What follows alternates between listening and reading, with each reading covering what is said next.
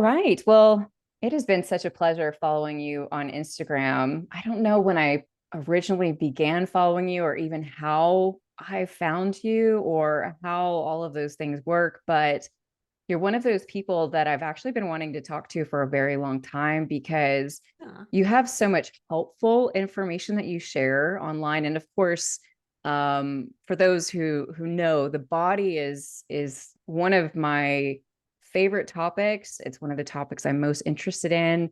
Not only because I feel like that's so much where my work within the Akasha has taken me, but also because of a lot of the things that I have experienced through my own body in my lifetime, and just coming into the understanding that our bodies are just our most precious tool, and unfortunately, we are taught to hate our bodies, to think that they're out to get us, to think that they're making us sick, all of these things. And Mhm. I've been so excited about just this shift in perspective that I feel like has been happening just in the past year or two in regards to our body, and your work has really been a part of that. So I'm very excited to dive into nervous system with you and just kind of a bunch of different things. I think the best place for us to really start so that we can kind of lay a nice foundation for folks who are tuning in is I would just love to hear what your definition of the nervous system is, and how you kind of view it. Wow. That's a big question, actually. Thanks for starting there. I guess I've never thought about it, but the first thing that comes to my mind is, so I'm a trained hypnotherapist as well. And so I've got the hypnotherapy background, and then I've got the spinal flow background. And from both perspectives, I've started to understand the nervous system as the brain of your unconscious mind. So it's where we put things when we put them out of our mind, and our nervous system holds on to them. And it's like the wiring in a computer where all the programs sit. And so it basically operates things behind the scenes for us. And that's why when we do the work there, we notice the changes in our lives. Love that. That's perfect. I definitely wasn't looking for like a scientific explanation. I knew that you would. I mean, I think that, so to clarify, it's like the brain of your unconscious mind in our Mm-hmm. system. Yes. Yeah, that's how I say it. It's the operating system. So when we talk about the unconscious mind and you think about like what really is that? How do we get to that? Yeah. And as a hypnotherapist, we get people to go into their unconscious mind to bring up memories that they have suppressed, that they're not conscious of at the moment, because our conscious mind can only do 3% of what's going on. It can only be aware of 5 to 3% of what's going on. And our Mm. unconscious mind is aware of all of the rest. And so everything is there, but our recall is the thing that we work with when we're going in hypnotherapy. You're like, okay, where is that memory? What is that linked to? But one of the main things we do is search for it through the feeling in the body. So we're looking for, where does that emotion that comes up when some detrimental behavior that you're operating with comes up, where is it living in your body? And then the body takes us back. So people might think that your memories are in your brain, but they're in your body. And your body is operated by your unconscious mind. Your breathing is unconscious, the cell renewal is unconscious, like your digestion is unconscious. Everything is happening for us through our unconscious mind. And also, our when we have things that we can't process at the time, we put them to the back of our mind. So they might be in our conscious awareness, they're kind of in our head. But when we put them to the back of our mind, where do they go? Like, what is the back of our mind? And if we follow it physically, it's the spinal column. Mm. And so it goes down in, and the brain becomes the nervous system. It's literally one organ. And so that's where when we put it out of our conscious mind and into our unconscious mind, it goes into the body through the nervous system. And if it's something we really can't tolerate, then it can become a blockage in our spine and actually become a physical blockage over time that then interrupts the flow of the nervous system later on. I think it's really interesting, and I'd love to kind of dive into this a little bit deeper. Just in regards to, you said 3% of we're operating, like a 3% of our experiences and our memories and those sorts of things are conscious. And then so we've got 97% of our operations are unconscious. Like, I would love to hear more about that, because obviously that's a massive percentage difference. Right? I didn't think it was that big. Like, I mean, I know probably anyone listening to this podcast will know that we operate underneath an unconscious mind quite a bit, but I didn't think it was 97% of the time. Like, you may not know this, but do you know why it's so big? I don't know why it's so big. Well, I might do actually. So they say it's 5 to 3% that we're consciously aware of at any one time, because of the fact that at any second, and now I may have misremembered this, but I'm pretty sure it's something like 64 billion or 64 million, something like that, bits of information are entering our awareness every second of every day. That's quite overwhelming. Yeah. Right? So the unconscious mind's job is to be aware of all of it, but sort and delete the things that aren't relevant, and then only feed our conscious mind what's relevant. But who decides what's relevant? And I that's literally the was just, interesting thing. I know, literally was just thinking that same question. I'm like, and who decides? Right? And what, like, I feel like that opened up a whole big can of worms. Wow. Okay. I'm going to come back to center here. Okay. So then obviously, I think kind of coming back so we don't go off into la la land about that, because again, so much. So then learning how to work with our unconscious mind is extremely important. Yes.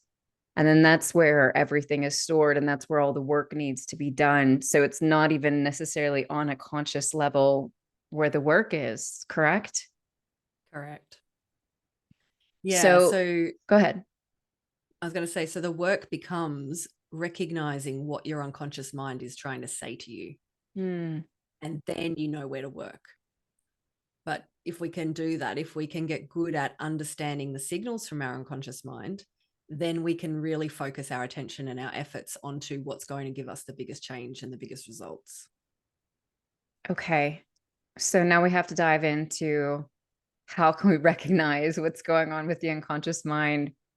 Ooh, I feel like I came here to talk about one thing, and like there's a whole other thing. Welcome to my brain. I'm here for it. We're good. We're good.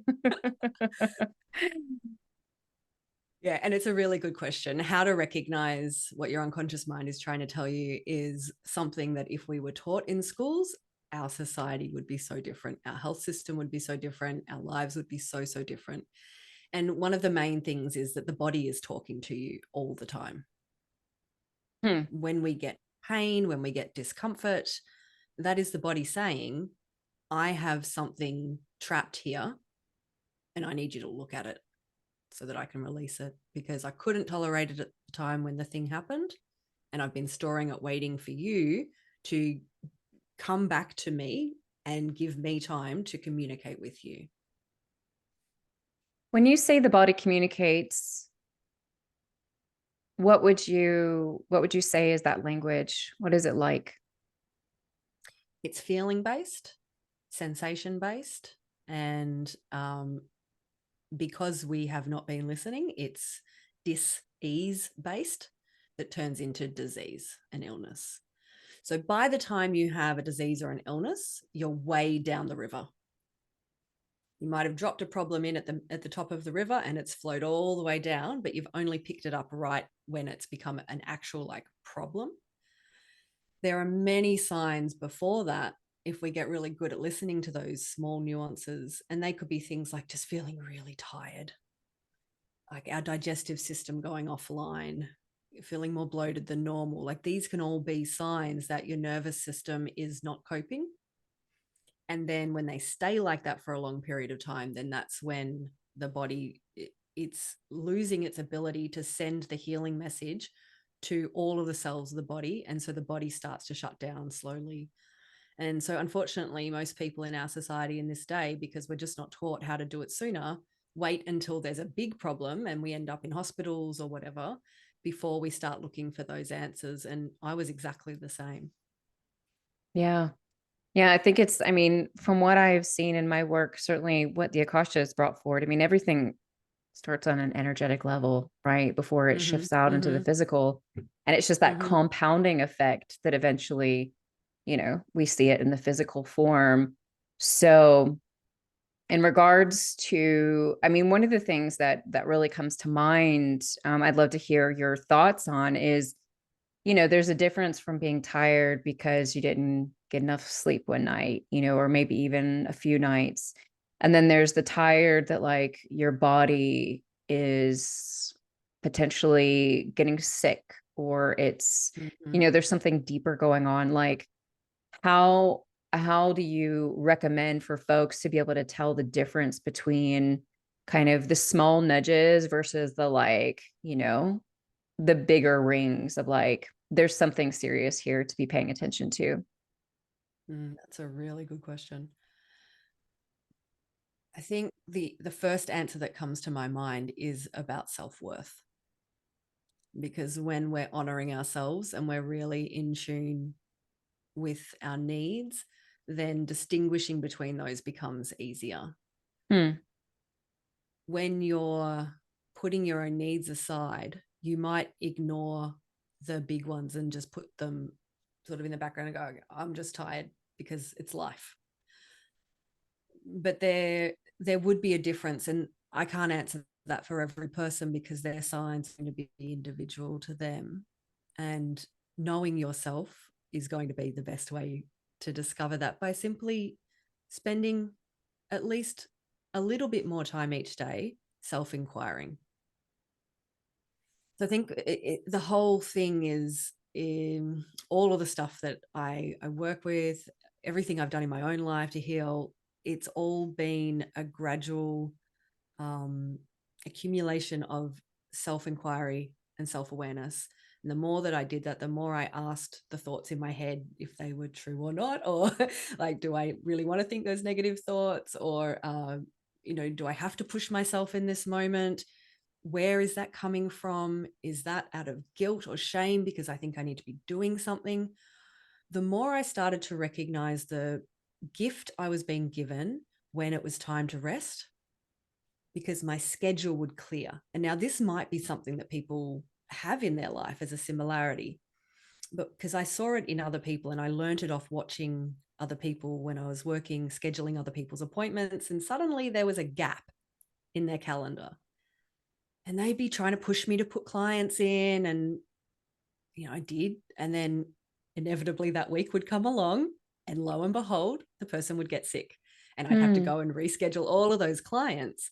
And it happened enough times that I started to be curious about that and ask, is this actually a blessing? Is this spirit saying, hey guys, I've pre-scheduled you some rest because I know you're going to need it? And so I started just applying that in my own life and removing the guilt that I felt when I just felt like I really needed the rest. Because sometimes the need for rest comes in the midst of a lot going on and a lot of people demanding your attention, and you just can't quite face it, and you start to feel resentful. I think that's a good sign that Yeah. you're more than just tired. You're actually in a space where a part of you knows this has been given to you to rest because you need it, because things are about to ramp up and you need your energy. And so being able to actually say, no, this is what's been given to me on purpose, and I'm going to go with it. Even though my mind wants to make me do things, I'm going to lean into the rest. So that might be something that people can look out for. Yeah, I think that's beautiful. A really, really good example. And I really love how you broke that down. I mean, I think it's something I'm experiencing in my own life right now. I mean, you and I were just talking before We were. we started recording about like how much change and transition I'm going through right now. And like business feels so slow for me. And I'm like, but, and like, duh. And it's not, it's so funny because I constantly fight against this thing. I mean, I grew up in a family of entrepreneurs. Like work was life, work was all things. There was not a lot of play. There was not a lot of off time. Mm, Work was life. And this has been something I've been deconditioning for the past several years in a very real way. But this part still really comes up for me. So I think it's awesome that you bring that up. I know so many people, I mean, most people go through that, on one level or another. And I think that kind of pointing back to the self-worth is such a big key. I mean, the Akashic records talk about this constantly in regards to through my Akashic body course specifically, like just the importance of really slowing down, really spending that time within that self mm, inquiry, like you're talking about, but how mhm. like the foundation of that is the self worth. I mean, there's just no Yeah. getting around the self worth Mm, piece. mm, mm, mm. I'd love to know like what self inquiry looks like for you because some folks may not even know how to practically put that into practice, so I'd love to kind of hear just a little example or something that you do for yourself. I'm really terrible at meditating. So for all the people out there that aren't good at meditating as well, They're gonna love there's you. still, yeah, yeah, yeah. There's still ways to do it. um, I think I go more off the physical. Um, uh, I really look for parts of my body that are talking to me through pain or discomfort or anything like that. And I will put my hands on my body and breathe into it and just sit with it and just sit with the breath. So when I meditate, and I'm putting it in inverted commas because it's not what people would call meditating, for me, it's breathing with the aim of connecting to my body physically and relaxing the part where I feel tension. So when I do that and I feel the tension going, I'm also asking myself in the background, what was that tension related to? And because I'm in that stillness, because I'm not doing a bunch of things and I'm just sitting and connecting with my body physically and through breath, little memories will come up, feelings will come up. I'm like, oh, yeah, okay, I haven't processed that. Okay. So that's one way. The other way is when I catch myself oversharing, when I catch myself talking too fast in a conversation, when I catch my chest getting like a bit, short of breath, and I feel my breath come up into my chest. I've recognized that because of an anxiety attack I had many, many years ago, and I was in a doctor's office, so he just prescribed me with medication. But then I started seeing a guy who did some energy work very similar to spinal flow, but he was a chiropractor. And he taught me that anxiety breathes from up in the chest and relaxation breathes from down in your pelvis. Mhm. And so now when I am aware that my body's doing that, I'm just asking, what feeling am I feeling? There's a really, really, really valuable hypnotherapy tool that I use with all of my clients. And it's actually a reel on my Instagram page if anyone wants to do this process at home, where we identify an emotion and then you work through each layer, because emotions are kind of like a whole bunch of blankets on top of each other. Yeah. And we're aware of the blanket on top. We can see that one. But what's underneath it is actually more important to your body when it comes to letting go of the whole thread of emotions, because the ones that are on top are compensations for the original emotion that didn't feel safe, or you didn't want to, or it wasn't validated at the time, or it wasn't yeah, validated, I think is the word at the time. So when I feel that come up, it might be that in that moment I felt nervous, but actually maybe deep down I was feeling rejected, or I wasn't feeling good enough. And so then, because I can recognize that and I go through the layer by layer by layer to find out what the root emotion was, then that inquiry helps me breathe into that, work through that base layer, and come back to I'm whole, complete, and perfect as I am, and come back into self-acceptance. Interesting. So you've got this video on your Instagram. Mm-hmm. You'll have to send me a link so we can Okay. tag it for folks. Yeah, Because I it's know one they're of going to those want ones to that, try it. yes, because literally in the middle of an emotional experience, you can process your emotions and then have, like, say you're in a conversation with someone and it's getting heated and you're just like, I don't know how we got here, but I don't want to have the conversation like this. You can just ask for 5 minutes to step away, do the process, and you yourself get to understand why you're responding the way you are. And then you get to come back and have a whole different conversation from a completely different space. And that's just a Yeah. beautiful thing in my books. Yeah. I'm one of those, I'm one of those people. I'm actually launching Akashic Emotions on the 1st to really start diving into each of the emotions from a Akashic spiritual somatic perspective, you So know, cool. to really be able to understand them differently, because I'm one of these Mm. people who is born, into this life, just like emotions are massive for me. They're all the Mm. colors, lights, and sounds of life, like and they're so big that they block out often my ability to handle and control and work through situations that seem so simple for other people. And so I've been a very reactive person in my life, and that's really something I've had to work on so much, and learning more about the emotions in regards to how much of a gift they are to us, and being Mm. able to see them from different perspectives is enormous. But just like what you're talking about, being able to step away from situations where I can gain perspective, and in the moment, like I literally, it's like I'm like fighting through a snowstorm. I can't see Yeah. in front of me. I don't know what's Mm-mm. going on.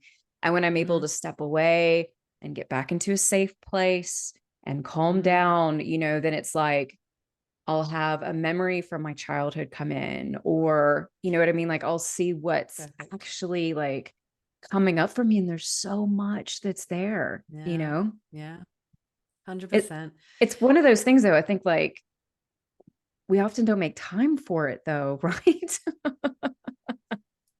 We don't. And it's, there's so much that can make us busy and can take our mind off things.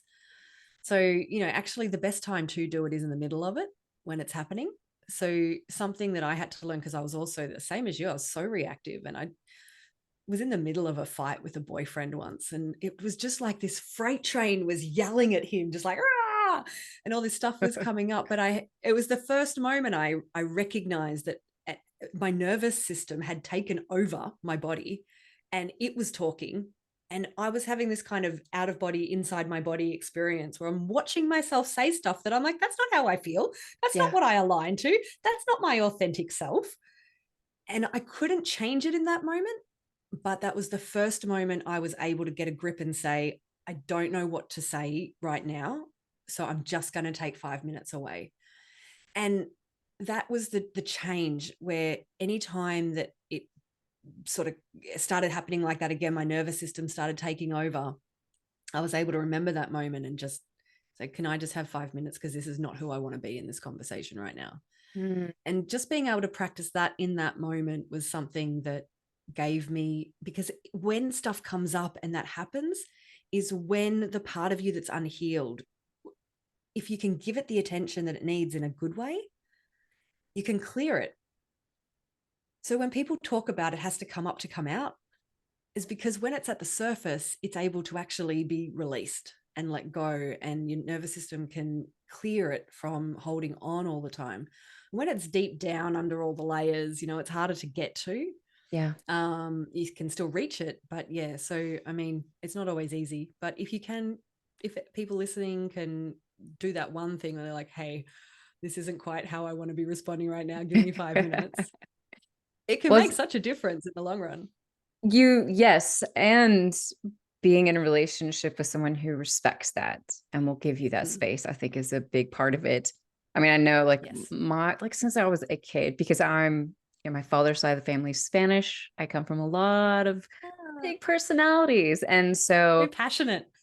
yeah, but I always knew like that I needed, like, if, and I would always say, if I need to, like, if I get angry, let me walk away if I need to, but that wasn't Yes. always honored.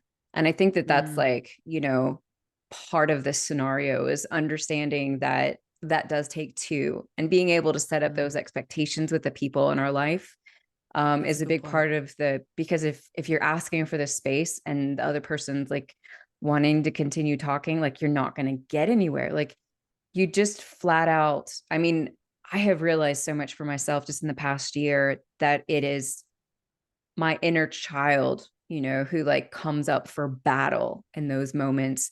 And it's literally like she's Mhm. just fighting for her life. And so she'll chuck anything that she possibly can at the other person. And like you're saying, don't even necessarily mean those things, in the process, but it's just kind of what's going on. Um, it sounds like what even though you haven't identified it, it sounds like that's what you're talking about, is like that inner child within. Yes. Yeah, absolutely. Because that's when everything gets stored into our nervous system. So the formation of the unconscious mind is really interesting. The ages between 0 to 7 are when we have no critical faculty. The critical faculty is like the bouncer of your conscious mind and your unconscious mind. And it's literally like I don't know if it's a physical wall, but it's a consciousness wall that gets built as we get older. And so 0 to 7, there's nothing. Between 8 and 14, it's starting to get there. And then between 15 to 21, it's finished. So by the time we're 21, interesting that that's our adult like point, a milestone, is when our critical faculty is fully formed. Mm. And so in each of those phases, we're in a different mindset, literally between the ages of 0 to 7. We have no ability to reject what's being said to us or what we're seeing around us as truth. Mm. So we take everything on. And then between 8 and 14, we start to Mm. question things. And then between 15 and 21, we really reject stuff. We were like, I know that's because we're trying to form our own identity based on what we've been told is true.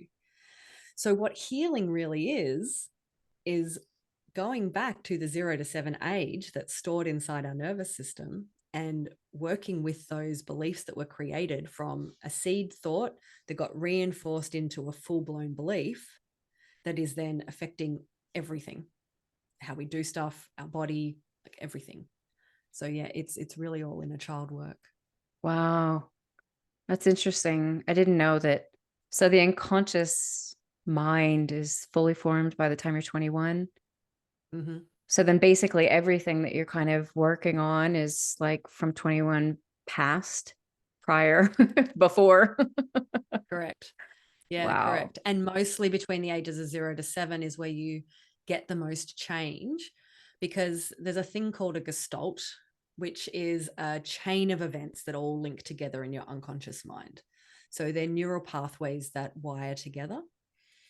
The very first event that creates a gestalt won't be a full blown experience. It'll just be a hypothesis forming, a question. And it's usually something like, oh, my mum ignored me just now when I was looking for love and attention. I wonder if there's something wrong with me. Mm. And then we go down that path where somebody else ignores us, or we get bullied at school, or like all of these events happen that become evidence for that seed thought, and it reinforces it. So by the time people have a memory of a problem, it's already been forming for a while. So when we go back to the very first moment to actually undo that, we're going to the first thought about it, not when it was installed as a deep belief. Hmm. And then when we get to that first moment, it literally undoes the entire gestalt, the entire chain of beliefs that were created around that will undo, and it frees people of these limiting thoughts that they've been having, and they literally change their mind by doing that. Wow. So yeah, the more inner child work, the more you can get back to the first time you thought of something, the more change you can create with less work. Wow. That's huge. You're blowing my mind right now, Kelly. Excellent, excellent. But it makes so much sense because I feel like so much of the work that I see in the Akasha with my clients, it always stems back to the child. Like childhood Mm. comes up in basically every session that I have with folks. And obviously, I mean, I'm very familiar with inner child work, but I didn't understand how definite of a process that was. You know, I Mm. didn't understand how that worked. That's Mm. incredible. What else is interesting, though, it was a question coming up in my head, and you might be able to answer this, is the past life stuff. Because when we're doing, so it's called timeline therapy, we take the person back to the very first moment that they felt a feeling. And that's when the first thought was created. And sometimes it's before zero, sometimes it's in the womb, Yeah. sometimes it's another lifetime. And I've always thought of those other lifetimes as sort of happening now, but we're feeling that still. And that version of us needs to kind of know that we're safe in this lifetime, to let go of that belief in that lifetime and all sorts of things. Is there anything in the Akashic that talks about that you've come across? The way that I view it, I think is, I mean, like parallel lives. So very similar Mm-hmm. to what you're talking about. What happens from my perspective and like what I've seen with clients is there are certain events and that energy gets stuck. And so when that energy, when the soul comes back in and reincarnates Mm-hmm. into another body, they also take on some of the energy that was left in that space. And Mm. so it just kind of like transitions from one to the another because it hasn't been fully worked out. You know, it's like in Mm. every lifetime, regardless of how it's parallel or happening at the same time or not, like this is the time thing. I don't know that I I'll know, ever fully understand right? it. It's just kind of how, from what I've seen, is there are specific things that are going to then play a part in the next incarnation. And so they Mm. continue, you know, because of course the soul always wins. What I like to tell my clients, it's like, whether it's in this lifetime or not, like it's going to Mm-hmm. do what it wants to do, you know? That's cool. It's just a matter of time, right? And how we show up for those things and whether or not we want to engage with what's in front of us or not, right? Um, but that's the way it shows up for me. I don't know if that makes Mm. sense to you or if that Makes aligns total with what sense. you've seen. Yeah, that does, because we do the change work with them looking through the eyes of that other self in the other lifetime, and that unties the gestalt. Yeah. So it really is like that other self is reaching through saying, can we just please work on this limiting belief that I've got, because I've gone through some trauma and I need to work it out. Well, and what's really trippy is when connecting with those souls who are in multiple places at one time, like feeling multiple energies at once and needing to clear those out. I've only come across that, I think, 3 times altogether. And, you know, I'm guided through those processes. I don't fully know what it is that I'm doing, but to see those sorts of things, I mean, it's not super common, but it's just pretty wild how that energy hangs out for certain Mm. reasons or specific purposes and like how much it can be affecting at any given time, you know? Yeah, for sure. Um, sorry, were you going to say something? The only thing I was going to say is about how once the other self feels safe, it changes the person's experience in this lifetime. Yes. And I think that understanding that actually you're safe is one of the most important things your nervous system needs to hear to create change. I've been coming into this understanding of the importance of safety in like the past year. And I never realized how huge it was. I never, and it feels like in so many ways that it should be obvious, but like, this is such a new thing, Mm. in our friendships, in our, like I had this one event come up where I was looking back at my friendships in regards to like why certain things didn't work out.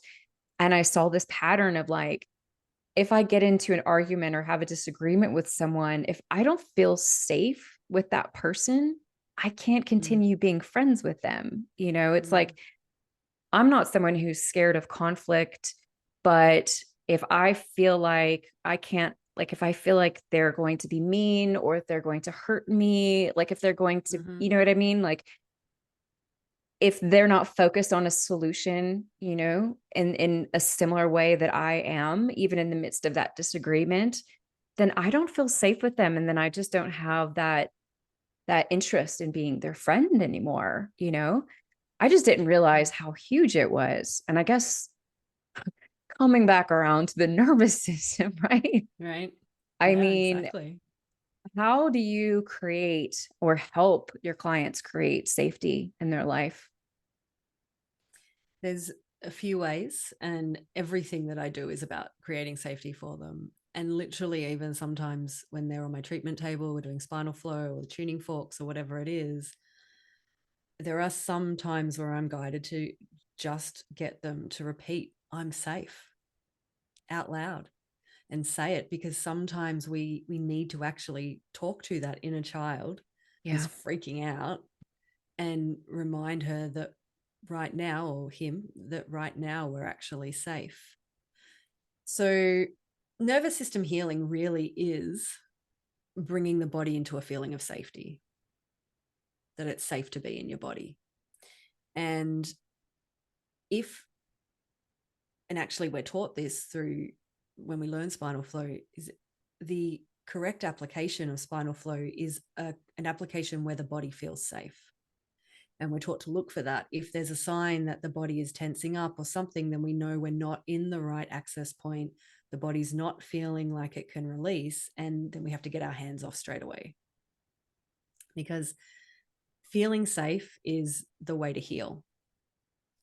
We've got the parts of our brain where our fight flight operates from, that mammalian brain, the limbic center. And when that's triggered, the desire to run away, the desire to fight, the desire to kind of be out of the space where you are, when you're not feeling safe, is really strong. And sometimes that's happening because you get an email, right? You're like, ah, and we're like, okay, we're not unsafe right now. And sometimes actually just even in those moments during the day, saying to yourself, look around right now. Is there any danger? No. Okay. Maybe I just need to tell my body, you're safe. You're safe. It's okay. You're safe. And literally talk to ourselves like we would talk to a child who was scared. And so everything that I'm doing with my clients at any stage, all the way through from the first meeting, the first booking, when the inquiry, all the way through to actually working with them on the table and or over the phone, and in between as well, is to show them that they're safe with me. There's no judgment here. That's a big one. People feel that judgment everywhere all the time. And a big part of my own healing is to stop judging myself, Yeah. because that acceptance brings safety. So the tone of my voice, the lights in the room, the music that's on, everything is aimed at bringing a sense of safety, so that in this one space at least, people can fully let go and know that they can fully trust. And that is so important to a speedy healing journey. If we're trying to heal and also not feeling safe at the same time, it's like 2 steps forward, 1 step back a bit more than being able to really go in the direction you want to go in.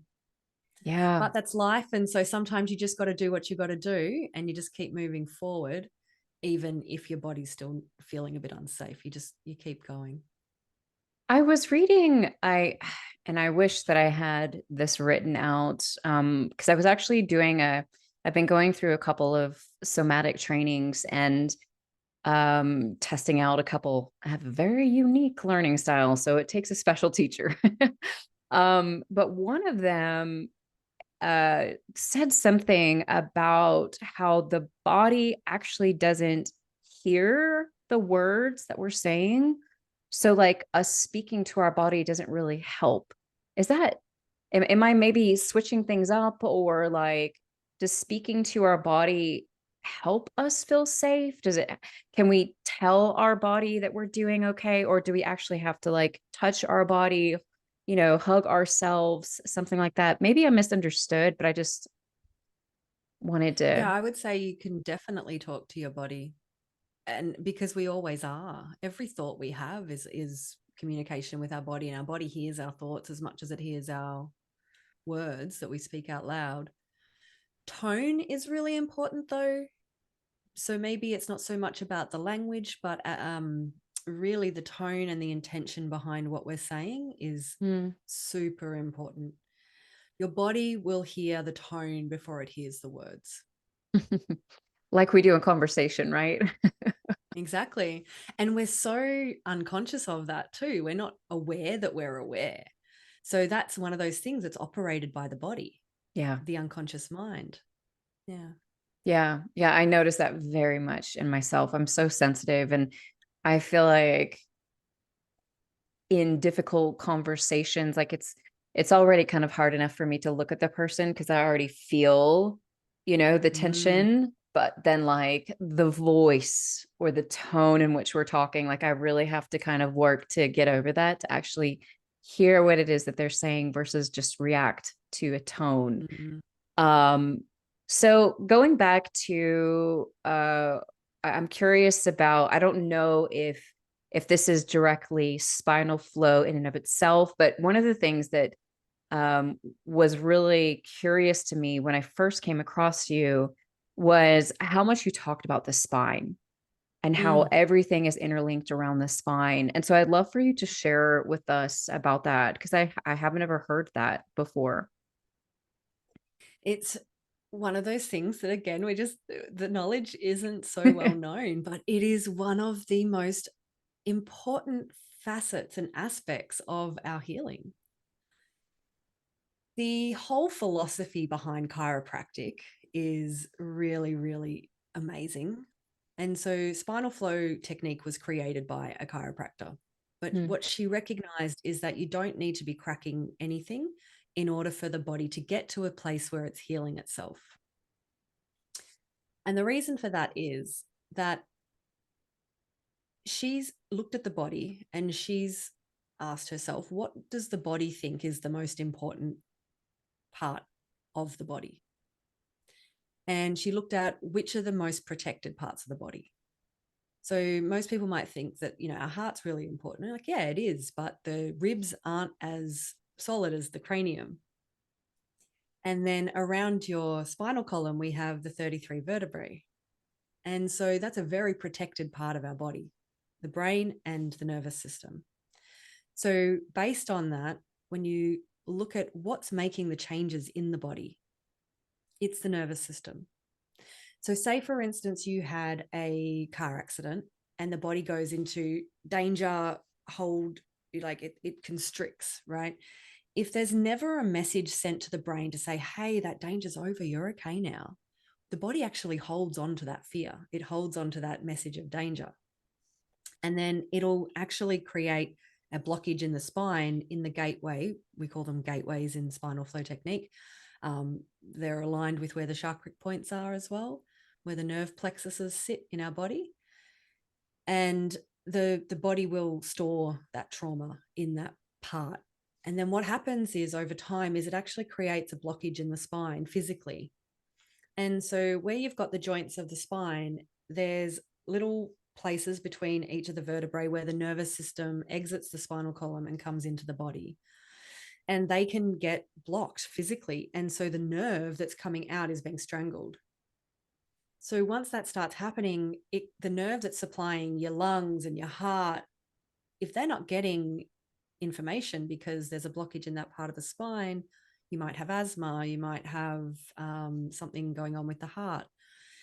And there were some studies done that on people who had passed away from a particular illness, when they traced back to the spine, every person who had passed away from something that was related to a particular organ, and they followed the nervous system back where the nerve supply came out of the spine, there was a blockage in each and every single one of them. Mm. So it's like that river, the up river, down river. You can put pollution in the top of the river and it can flow down. You can try and pick up all of the rubbish at the bottom of the river. You're never going to stop the flow of rubbish coming down. So to solve the problem, you go to the source, right? And so once the spine is unblocked, the nervous system can do its job. And so talking to the nervous system relaxes the body. It helps open up the life force that's actually flowing through the spinal column. That's what's clearing the blockages. And then the nervous system can start flowing to the organs more and more. So when we focus on the spinal column, the whole body can heal. We don't need to worry about individual issues. We go to the part of your body that operates your healing system and we get it working, and then it can do everything it needs to downstream. And your body's so intelligent. It knows exactly where to send the healing. It knows exactly what to turn online and in what order. And so we just let the body do what it does by opening up that spinal wave, opening up the flow of information going through the spinal column.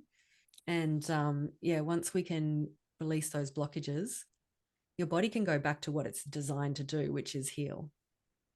So freaking cool. Right? I mean, I just, again, like I have this sort of like love affair with the body that has just continued unfolding over the past, again, just, I think it's been about a year and a half now when things have really started shifting in regards to my perspective of the body and working with the body and just realizing how amazing it is, and also how much it is very much on our side to kind of bring things back into balance and alignment. So talk to us a little bit about some signs of a balanced nervous system, and does a balanced nervous system, is it always relaxed, or does it also have fluctuations, or you know what I mean? Like, I know that I think that the nervous system is always ebbing and flowing, at least from my perspective. But I'm curious, how you view that. And then just also some benefits of what happens within the body when the nervous system is balanced. Mm. Oh, I mean, it benefits everything. So it's definitely a good aim to aim for. So signs that your nervous system is relaxed is that when something happens that might have set you off kilter, might have created some anxiety, might have created a feeling of being flustered or angry, perhaps. When that happens, you notice, oh yeah, I can take that in. I can process that in the moment. Mm. A nervous system that can't process what's happening in the moment is a nervous system that is overwhelmed. Our society is just literally so overwhelming. We grow up, unless you've grown up in the country and you've got all the fresh air and the trees around and you've got sort of a slower pace of life and you're able to grow your own food and you don't need to work for a living in order to cover your base needs, there is stress built into everything, like, so more and more people are starting to realize that and go off grid and live these lifestyles, a homestead lifestyle and things like that, because we're recognizing that we're just overloaded. And it's not our fault. We live in busy cities, we live in busy lives. And it's literally like you've got a cup that's full to the brim, and then a new stimulus comes in and it just whoop, overflows. There's just literally no room. So a nervous system that is balanced is a nervous system that has room to process stimulation. to process emotions, to process what's happening right now in the present moment. A nervous system that is overwhelmed is living in the past, and it's taking every new thing that it sees as, is this a danger I've come across before? Let me look out for this. Oh my gosh, no, I've got to respond the same way I did in the past because I'm in danger suddenly. And it might actually not be a problem. But if your nervous system feels anything close to an emotion it's felt before in a moment where it felt in danger or has gone through some trauma, it's going to lock you down. It's going to try and protect. But one of the things it does by protecting is constriction. And that's just not good for our physical health. Yeah. So when you are working on clearing what's in your nervous system, and for me, that's the unconscious mind as well. So I don't believe that there's just one way to do this. I really believe come at it from as many places as you can. Look at your nutrition. Look at how much sunlight you're getting. Are you drinking enough water? What are the thoughts in your mind, like the thinking part of your mind? And then also, which most people have been missing until recently, and I'm really glad that it's becoming more common to know about somatic practices. What are you storing in your body? And also, something that we're not really talking about as much even is what's stored in your field. Because beyond our body, we have an electromagnetic field that is storing everything in our mind as well. And so when I first started using the tuning forks to clear that electromagnetic density in the field, people would come to me after 12 years of psychological work, like they've had a psychologist for 12 years, and they do one session of clearing the density in their field, and they feel the weight lifted off their mind more than they had over those 12 years. And I think there's a place for everything. So definitely like do the things that you need, but there's invisible stuff going on in our subtle energy field that until you clear it electromagnetically, until you make space in your nervous system so that your nervous system can bring it in and process it, it will just sit there. And it's creating space. It's creating room by clearing this stuff, by becoming aware of where is it stuck in the body? What is that telling me? What emotions have I not processed? That when you do process it, it frees you up. And a good analogy is, imagine that you're in a swimming pool with beach balls, and every beach ball is a past trauma or something that you're trying to keep under wraps in your unconscious mind.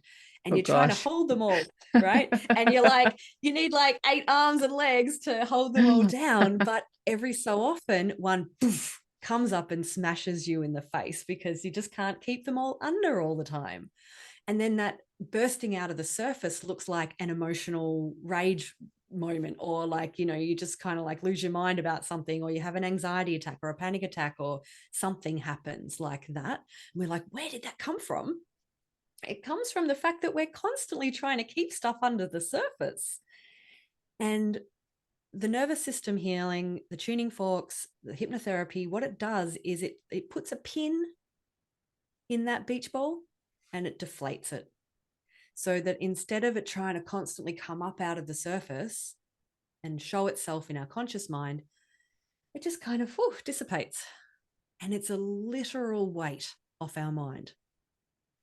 It's a literal weight of energy that we're expending to hold stuff under the surface is suddenly given back to us as life force.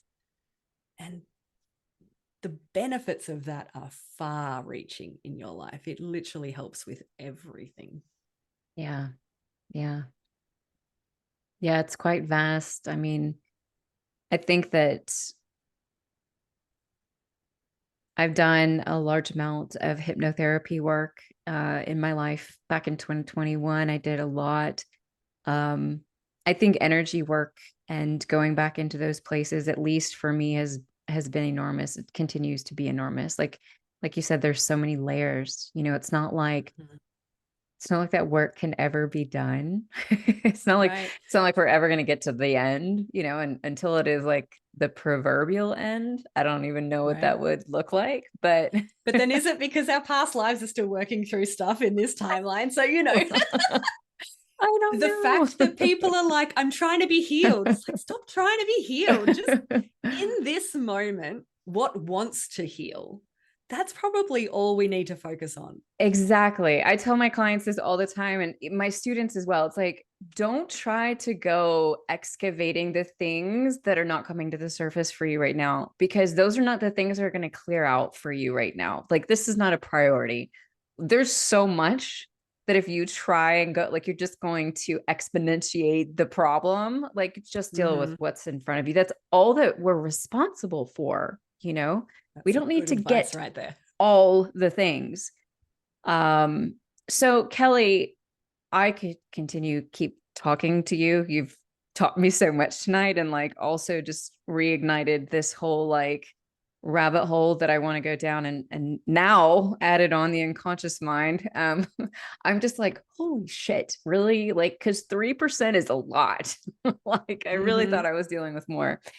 Anyway, I know people are going to want to get in touch with you. I highly recommend everyone to go follow Kelly on Instagram. She shares so much cool stuff, lots of little tips and tricks with how to work with your nervous system, limiting beliefs, all kinds of really cool stuff. But share with us a little bit about how folks can work with you and where they can find you.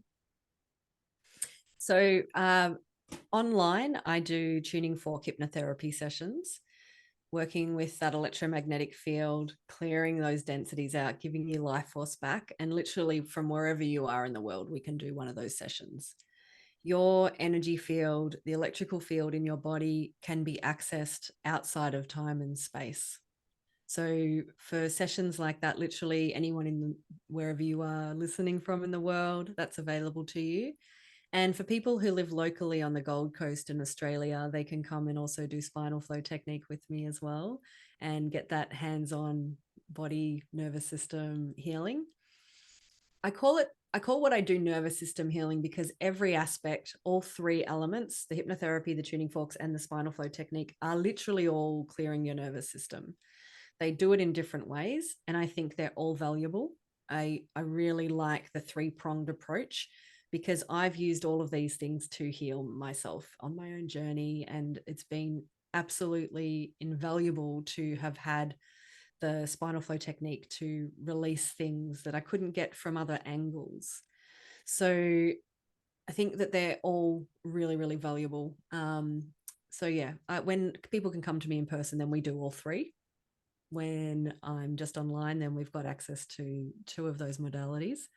And so, yeah, if people are local to the Gold Coast, I'd absolutely love to see them in person. That's always beautiful.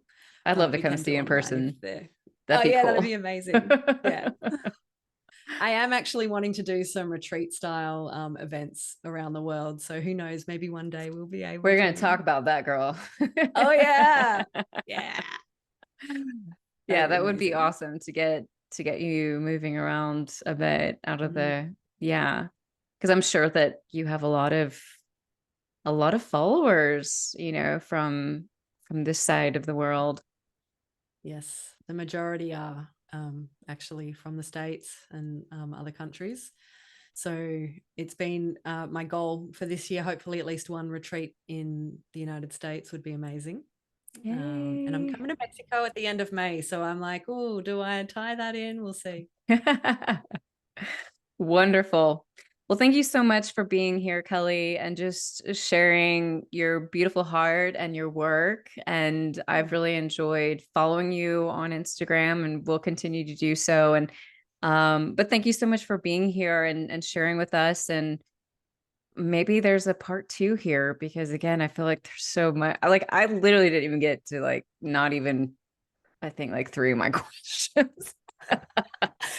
I would love that. Thank you so much for having me. And yes, I've got like 5 tabs open now. I'm like, oh, that just opened up a whole other train of thought I wanted to share with you.